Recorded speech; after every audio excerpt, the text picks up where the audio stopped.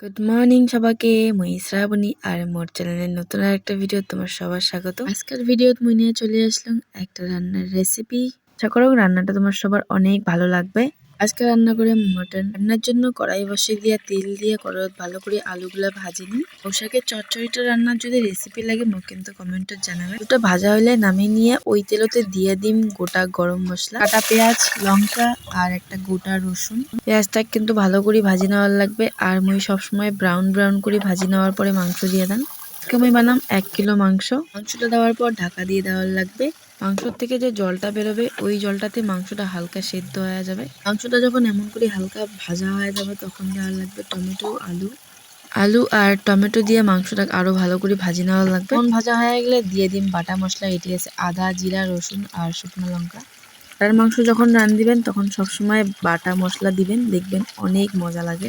খানিকক্ষণ বাটা মশলা দিয়ে এমন করে ভাজি নিয়ে তারপর হলুদ দিয়ে দেবেন। হলুদ দেওয়ার পর আরো খানিকক্ষণ ভাজি নেবেন। মশলাটা ভালো করে ভাজা হয়ে গেলে এখানে দিয়ে দেবেন অল্প জল।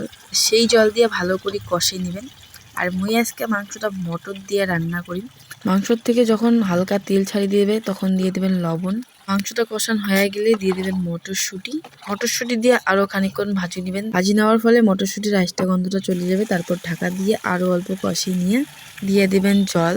এই কষানিতে দেখবেন মাংসটা অর্ধেকটা সিদ্ধ হয়ে গেছে।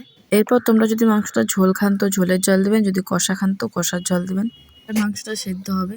আর এই ফলটার নাম হচ্ছে আতা। তোমার যদি এই ফলটার কি নাম কিন্তু অবশ্যই জানাবেন।